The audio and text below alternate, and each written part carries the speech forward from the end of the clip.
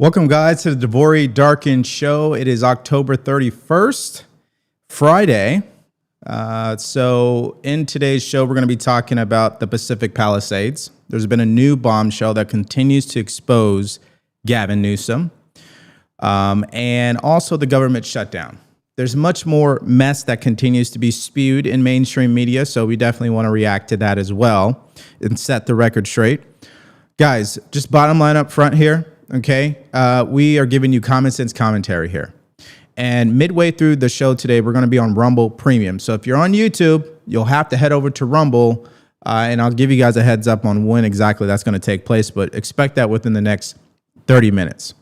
Also, if you want to support the show, if you guys have found value with this, the best way to do it is to subscribe. Whether you're on Rumble, you're following me on X, or on YouTube, just hit that subscribe button and then share it with some of your friends and your colleagues that is looking for a different perspective about what's happening in our country.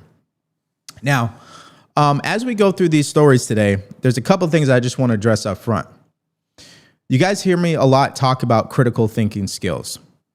And sometimes I'm saying it, but maybe I'm not actually providing always a framework or an example of doing that. So today I'm going to talk about a couple of them. One would be, we need to get back to putting principle over tribalism. Principle means I believe in the U.S. Constitution over what my party wants to do. That would be an example of that. Clearly, Democrats, they have thrown that in the trash. But both sides have been guilty of that. That's an example of critically thinking, understanding that we have to put principles before tribalism. Another thing is understanding the difference between our intentions and the results. So this is something Democrats notoriously are guilty at this point, which is their intentions say that they want to obviously protect their neighborhoods. They believe that ICE going into their neighborhoods is putting people in danger. So what their intention is, hey, we don't want, based on sanctuary city policies, our police officers collaborating with ICE because we believe that's government overreach. We believe it's going to put people in harm's way. But what does the results show? The results show that they actually are causing more harm to their neighborhoods because now it puts ICE in a position where they have no choice but to go into these neighborhoods without any collaboration and track down these people. And then they run into the protesters, right? So, you know, I just wanted to make sure that we're giving you guys some mental tools or some things that you guys can use yourself when you're engaged in these conversations with your friends, your families, your colleagues, whatever, and you have something to work with. You got to put principle over tribalism, and then you have to make sure that what you're proposing passes the reality test. I may propose sanctuary city policy, but does it pass reality test? Does it give us the results we claim that we want? No, it doesn't. Right?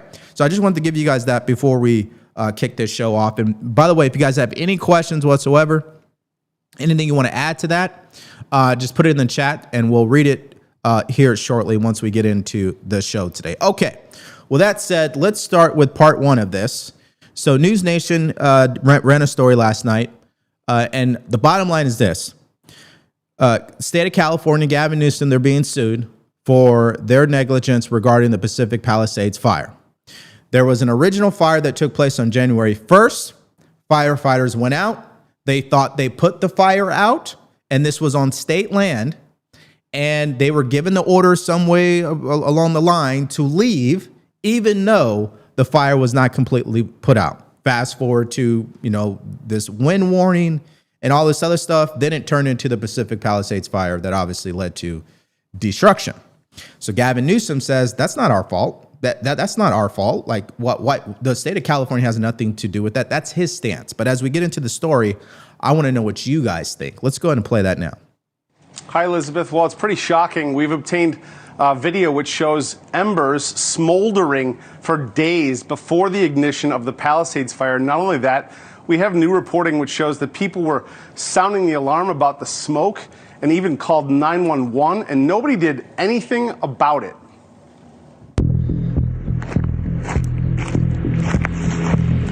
It's 11:30 a.m. on January 2nd. A hiker atop the Pacific Palisades films smoldering brush. Officials allege that 36 hours earlier, Jonathan Rinderneck deliberately set fire in the Palisades. Fire teams responded and put out what was called the Lockman Fire. 6 days later, on January 7th, the fire reignited and would become the Palisades Fire, the worst in LA's history, taking 12 lives and over 6,800 structures. On October 7th, the feds claimed that after the original fire was declared fully contained, neither firefighters nor the public could see smoldering embers. The fire was a holdover fire, meaning it was deeply seated in dense vegetation and roots and continued to burn undetected until catastrophic weather ensued, resulting in the Palisades Fire. But this new video shows the fire still smoldering, not a hose or fire crew in sight. Yeah, so again, let's just understand exactly what's going on here. Gavin Newsom spends more time in Texas politics and national politics instead of focusing on his own state. That's my personal opinion right up front. Secondly, because his attention is somewhere else, he's so out of touch, he refuses to take any level of responsibility in regards to this. Now, obviously, Gavin Newsom is not in charge of deploying CAL FIRE. There are other people under him that's their responsibility. No doubt about that. I'll concede to that point. But if you're the governor of the state that catches on fire every single year and it's normal business, I would assume you would always take certain measures or precautions. And we saw how he handled the whole thing. It was a true embarrassment, in my opinion, just from a PR standpoint. At any rate, they catch the guy. The guy's been arrested, of course. But the real problem is the difference between these two fires and how they were handled. So the first one, they put it out, but then they really didn't put it out, I guess, is now what the bombshell is. So there was still a fire happening, and crews were ordered to leave. And that's what you're going to hear next. Let's go ahead and play that. When we heard the federal officials announce that the Lockman Fire embers continued to burn undetected, we knew that that wasn't accurate. And several people contacted us and said, we have video of smoldering embers in the ground in the burn scar of the Lockman Fire.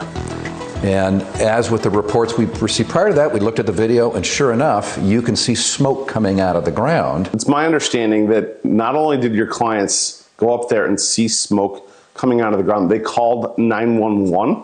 And ultimately, we know that no one was dispatched to the area to investigate in response to those 911 calls. To be clear, you're not pointing the finger at LA Fire Department, LA County Fire Department. You're saying this lies squarely on the state. That's right. Because the fire rekindled on state land, and because the state had an obligation to go out and inspect its property to make sure there were no dangerous conditions like smoldering embers after the Lockman Fire, after reports of smoke coming out of the ground, and in the face of a red flag high wind warning, the buck stops with the state. It's the state's obligation to inspect its own land. Yeah, I got a little ahead of myself there. It's actually the following clip here. But let me just say this really quickly. One side is it's LA Fire Department's fault. They went out there, they claim they put out the fire, then they received an order to leave, which we're going to get to here shortly. And then one side is, nope, it's the state's fault. It's state land where the fire took place. They should have came out and inspected it, and they didn't.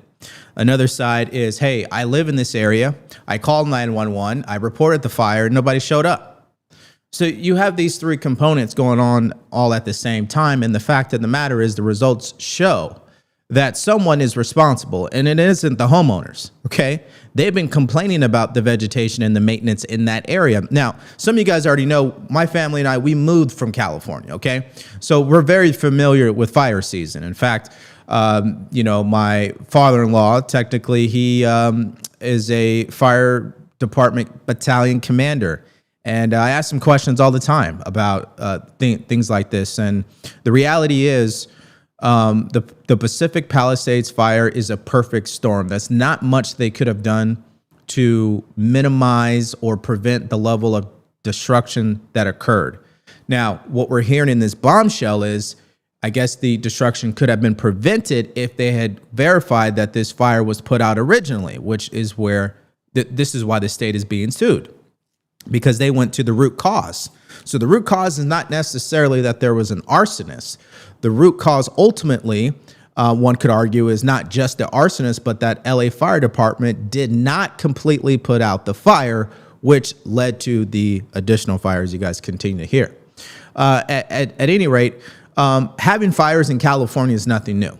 Okay, it's become very political because obviously Gavin Newsom wants to rage against President Trump, and President Trump is going to rage against Newsom. And we know what has happened to California over some time. It has become, it used to be a great state. It's no longer really a great state, in my opinion. And there's a lot of corruption from the government or the governor as far as fires are concerned, in my opinion. A lot of the fires are started because of natural reasons. It's actually normal for there to be fires. Just for an educational point of view here, the forest needs to catch on fire to clean itself. I'm not too sure you guys understand that, okay? The type of trees that grows in the Sierra Nevadas, which is the big mountain range in California, those type of trees need to catch on fire because that's the heat that is required for new trees to actually grow. A lot of people don't know that. So fires are actually necessary in California, okay? The problem is when it's not a natural fire, or if it is a natural fire, it's a fire that is caused by lightning, and it is something that, obviously expands too quickly, and they can't get it under control. And that's happened a couple of times. But at the basic premise, fires in California is a normal thing and a healthy thing for the forest. Number two, the real problem is when it's man-made, meaning we're not keeping up with the maintenance of the forest. We're not trimming. We're not creating fire breaks. Or when there was someone doing a gender reveal, they did they popped some smoke or whatever, and it started a fire. Or when the guy pushed his vehicle down the mountain, it caused a fire. Okay. Or like you're just hearing here, the arsonist intentionally caused the fire. Those are things that are the worst for California when that occurs, because obviously it's something that is not planned. Why am I telling you guys all this? Because I think it's very important to understand that fire in California is not really a political thing. It has become a political thing because of the way Gavin Newsom has responded and his engagement with the president. Fires in California is just like hurricanes in Florida. They happen every year. That's nothing new. The problem happens when we have people intentionally setting fires, or there are the electricity companies like PG&E or SCE in California. That's the name of them. They have their own transformers that have caused fires, and they were never really held accountable, in my opinion. That's what I mean when I said the governor is corrupt and he really has screwed the people of California, which is why California has some of the highest electricity prices, even though California is the home of solar. How do you square that exactly? Anyways, let's go to this third clip, which explains the part of how crews were instructed to leave. Governor Newsom's office pushing back on this, saying this lawsuit against the state is baseless, that it was not the responsibility to monitor or combat this fire. Ultimately, the state's position is that this fire, the Palisades fire, did not begin on state land, which runs contrary to what the ATF final report reported in their report, which said, yes, it did begin on state land, and therefore it is the state of California's responsibility. Gavin Newsom has said they pre-deployed state firefighters to Southern California into the area, but CAL FIRE, which is state firefighters, told me none of them were pre-deployed to the Palisades, and that would have made the difference right there. Yeah, that would have made the difference. So let us actually show you what we're talking about here as far as these text messages that have been leaked, I guess, or exposed, where they were being told to vacate or leave the area even though the fires were not confirmed to be put out. I find this to be fascinating, okay? Here it is right here. Okay, let me zoom in for you guys so you could see this. This was sent to Spencer Pratt, who's been all over Gavin Newsom, okay? I mean, he's been doing a phenomenal job of exposing him left and right. Anyways, this guy says, hey, I'm a LA City firefighter who was told to pick up hose on January 6th in the Palisades. There were several hot spots, and it was definitely still smoldering. Tons of smoldering tree stumps still remained that needed to be dug out and water applied. I believe a hand crew needed to come in and mop up the whole area with water. I just want to let you know so you have the truth. I had a chief walk by me that day and I showed him a hotspot. He said it was good enough and we continued to pick all the hoses up. Let me get to the bottom line here. Here it is. I was using water that was draining out of the hose to put red hot coals out. I couldn't believe we walked away from that burn scar the way it was. I have almost 20 years on the job and I don't feel the fire from the first was properly mopped up. Please keep this message private, even though obviously it's gone public, which is interesting. At any rate, LA Times came out with this story basically saying that these firefighters were instructed to leave. They did not properly clean up the area. And you have to, I guess, take into account, how does this firefighter feel, whoever was there, knowing that they walked away from a scene or from these areas that clearly still had hot spots and did not put them out completely. I mean, just imagine how they feel today knowing what ended up taking place after the fact. And so the point here, before we move on to the reporter who actually was breaking this story, the point here is that a lot of times in politics, when we're talking about these stories every day, there's a lot of rhetoric, right? There's a lot of political spin. There's a lot of emotional reaction. And I think it's our responsibility as American citizens who are critical thinkers to look past that and seek information that is rooted with evidence, data, and truth, right? And eyewitnesses. Because that's the only way you're going to get closer to the truth, not listening to what the media is saying. As an example, even me, I get stuff wrong all the time. So I'm hoping that that's what we're accomplishing, is encouraging guys to continue to stay vigilant and looking past the noise on social media, looking past the rhetoric from both sides, really, and just going to the merits of the case. And the merits of the case in this particular situation is very clear. Did California, whether it was the state, LA Fire Department, the mayor, doesn't matter, did officials who are responsible at some level of putting fires out, did they do it properly? Yes or no? The answer is no. And because the answer is no, the next question is, did that lead to the Pacific Palisades fire? The answer is yes. And then that also led to, did the state pre-deploy the assets that were needed? The answer is no, they did not. So then the next question is, because they didn't deploy those assets beforehand, did that play a role in the level of destruction? Most firefighters and people on the ground say yes. Okay, let's keep going. Given all of that information, who should be held liable?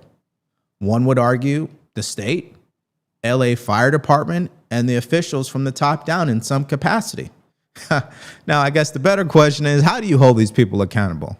Well, as voters, I think the only way we could do that is get them out of office, of course. But in California, good luck with that. Okay, it's a super majority. Okay, let's first, before we go to the reporter, I want to check in with you guys and see what you guys have to say about all this so far. Because I know I have a lot of people from California who watch the show, so I definitely want to hear from you guys and what you have to say. Okay, we're on Rumble right now. Let's see here. Let's see here. Someone put Happy All Saints Day, everyone. I don't like Halloween, but that's an idea I can get behind. Here's a fun fact about DeVory. I was telling my wife this earlier. When I was a child, I never celebrated Halloween. My mom didn't believe in it, which is interesting. And I don't have no beef with it, by the way, just so you guys understand. But maybe that's just a fun fact for you guys, if you guys want to personally know me a little bit. Okay, let's keep going. Yeah, see, what's happening, if you guys are wondering why there's not many people watching on Rumble, is because there's competing streams happening at the same time right now. So it's out of my hands. All right, let's keep going here. Gruesome Newsom has been destroying our state. The Prop 50 election is such a farce that our ballot envelopes in many counties literally have holes punched in them to expose our votes. Yeah, I know. I've seen that. All right, let's head over to YouTube and see what you guys have to say. Woke, broke up, and smoke. Yeah, exactly, right? DeVory, will you ever go interact in public? Absolutely. I would love to. Let's see here.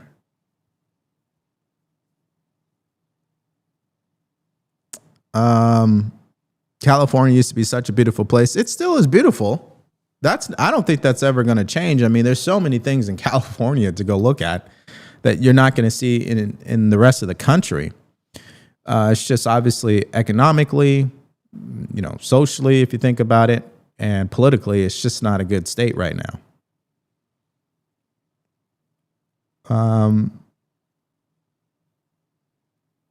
Let's see here.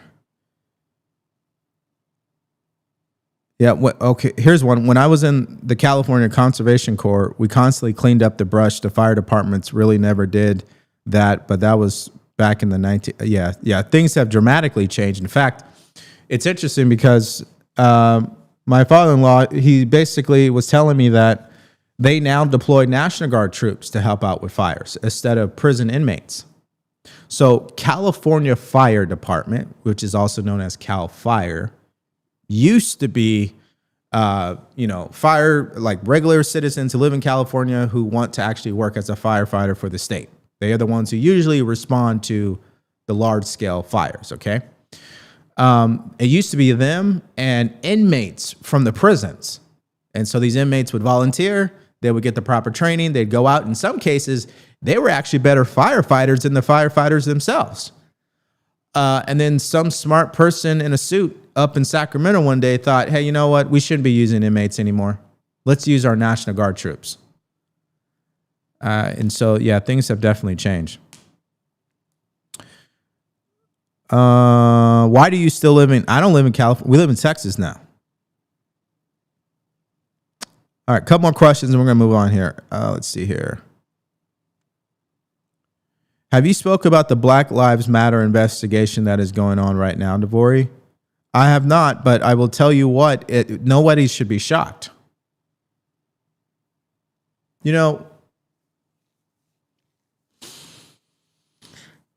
This is why it kind of, I guess it does sound a little partisan, but this is why I'm telling you the policies from Democrats lately have been racist. I'm attacking the merits again.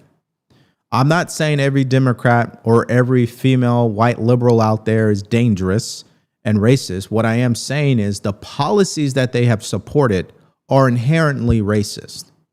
And not only was it racist, but it is fraudulent. When you're basically telling corporations, hey, you want tax breaks? You want the government to be nice to you? Donate to Black Lives Matter. Hey, you want the government to be nice to you?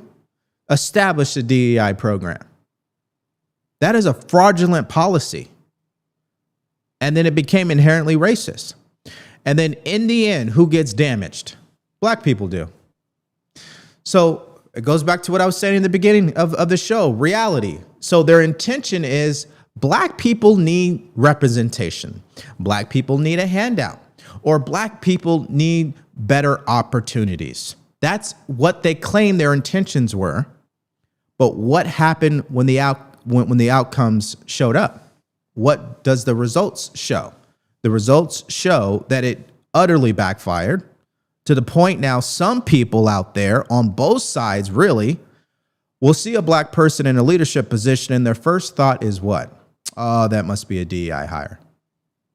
Some people are guilty of doing that. So you have one side of the political spectrum that is guilty of looking at Black people as if they're less than and they're victims and they're oppressed. Then you have this opposite side that is also the polar extreme that says any Black person I see in a leadership position must be a DEI hire. It's literally opposite of the same coin. Looking at Black people in a unfavorable light, all because of DEI. That's why I'm really heavy on critical thinking, guys. Because if we don't get out of tribalism, we'll fall victim to that exact thinking. Just because you see a black person who is a pilot, a doctor, doesn't mean they don't know what they're doing. Okay? But I can't blame people for at least having that impression because it's been crammed down their throats based on the misuse of DEI and how far they went with it. So all those black people that were supporting DEI and Black Lives Matter, I wonder how they feel today. I hope they're upset. I hope they're upset. Okay. All right. Let's keep this show moving here. And in order to do so, we first have to hear from today's sponsor. All right. This is just crazy because you know what frustrates me the most? It's when these insurance companies continue to lowball everyday Americans when they have a serious accident. What am I talking about? Their pain, the time that they lost, the things that they're going through. These insurance companies don't care about that. They only care about their bottom line, which is why I want to make you guys aware of Morgan & Morgan. This is America's largest injury law firm because they know when you're seriously hurt, that injury could be worth millions, and they're not going to settle for these lowball offers. And if you're results driven like me, pay attention to these numbers. They got a verdict out of Philadelphia for $26 million. That is 40 times higher than the insurance company. Out of Florida, they got one for $12 million. And then out of New York, $6.8 million, which is 25 times higher. You guys following what I'm saying here? You see, if you've ever been injured, don't overthink this. Protect your rights today. It only takes you a few minutes to see if you have a case, and you could do it all from your phone. And guess what? It doesn't cost you a thing. There's no upfront fees, any of that, unless they're able to get you results, including a win for your case. So did you know that you could start a claim with America's largest injury law firm in just a click by going to forthepeople.com/DeVory? That is forthepeople.com/DeVory, or click the link in the description below. Okay. All right, let's keep this show on the road. One more clip for you. So there's a reporter that is responsible for breaking this story wide open about how firefighters were instructed to leave. You saw the text message already. You heard about how one fire actually created another fire that led to the mass destruction. You've seen how Gavin Newsom has failed to respond. He says these people are just looking for a payday, which is really unfortunate. It's a terrible way to respond, honestly. And the state does not want to take any responsibility. So here's what I'm going to leave you guys with and put it in the chat. Who do you think is at fault the most? The Los Angeles Fire Department, Gavin Newsom, or nature? Okay, those are your three options. Let's go and play that now. Why were they ordered to leave? Why did nobody listen to them? We don't know because the people we've reached out to with that question have not responded to us. I don't have a good answer for that. Everyone we've spoke to said they should not have left, should not have been ordered to leave. And, you know, that's what to stay there longer and to watch that burn scar and to keep your hoses out, that's routine, routine practice. It's done all the time. In this case, it wasn't done. Even though we're starting to get those really scary wind warnings. They started arriving, I think, right around the 2nd, certainly by the 3rd and 4th. We were expecting very high winds. And on the 7th, there was hardly any firefighters in the Palisades. That's right. We reported that. That was part of our investigation. That despite these really, I think the wind warnings were unprecedented in their seriousness. For the first time, the National Weather Service used the phrase life-threatening. And Palisades was always one of the most dangerous areas for that kind of weather. And despite all that, there was no pre-deployment of extra people or equipment to the Palisades and other areas that were considered highly dangerous. And, we just have not received a good explanation for that. Yeah, and you probably won't. Let me just take you guys to this particular paragraph. Okay, this is the actual story itself. Bad idea. Los Angeles Fire Department crews told to abandon smoldering blaze that reignited as Palisades fire erupted.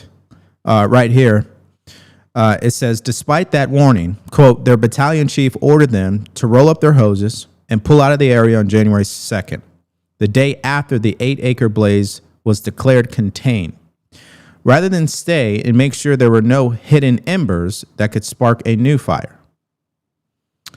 Yep, that's unfortunate. And it says that Mayor Karen Bass and current and former Los Angeles Fire Department officials declined or did not return the Times request for comment. But officials have said that they thought the Lockman fire had been extinguished. Yeah, it's terrible. I mean, I can guarantee you some of these firefighters, I mean, they're probably sick to their stomach at this point, especially if they were actually physically there and had to walk away. Yeah, it's just unfortunate. So bottom line to this particular story, guys, is that in our country, we're going to have leaders who are focused on their own political aspirations and not what's in the best interests of me and you. And that includes our safety. That includes our financial situation. That includes, our cost of living, everything across the board. These political individuals, they're not in charge of our lives. So we can't expect them to have the urgency and the focus to take care of people like you or me, or people who were in the Pacific Palisades, or people who were in the Eaton fire, which was another one that happened at the same time that never gets any attention. I don't understand why, but anyways, the bottom line is we cannot expect these people to do what we would do. And that's why it's very smart that we seek out people that we could vote for, that we believe will be able to fight back against this nonsense, which takes me to this. Because I was thinking about this the other day. I think what has to happen here politically in our country is it's going to continue to get more polarizing. We're going to continue to get more divisive and extreme. And then the system is going to blow up and reset itself. I think that's what's going to happen. And I believe that because I think that's the way nature works. It's like going back to fires, okay, in California. Nature says, hey, we need to have a fire every year because that's how we clean ourselves, our trees. And that's how we produce new trees. So you need to kill off your old self to bring something new. And I think our political system needs to be killed off and something new needs to happen and will be born from. Unfortunately, we're not there yet, but I think that's where we are going. Because on this path, both sides are not going to do anything that's in the best interest of the American people. I think results have shown that. But it's gotten so bad to the point where they basically lie to our faces like it's nothing. They think we're that stupid, like we're not going to go do our own research. I know people that are really hardcore Trump deranged, people who follow all this propaganda from MSDNC. They're not going to do any research. I get that. But we will, you will, and we owe it to ourselves. Okay. So I think that's the bottom line to the story. And my hope is that somehow California, Newsom, they get held accountable. All right. Before we go to the next story, just as a heads up, we are going to cut this stream if you're on YouTube.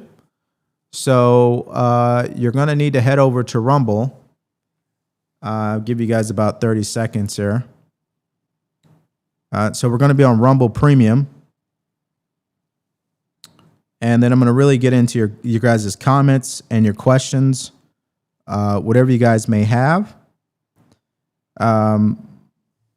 about what we are discussing. But the second story is the government shutdown. So if you guys want to see me discuss that, if you're on YouTube, head over to Rumble. If you're not able to do so, thank you so much for checking out the live stream today on YouTube. Always appreciate your support and your attention. Again, the best way to support this show is by subscribing and sharing it with your friends, your colleagues, so they could see a different perspective about what's happening in our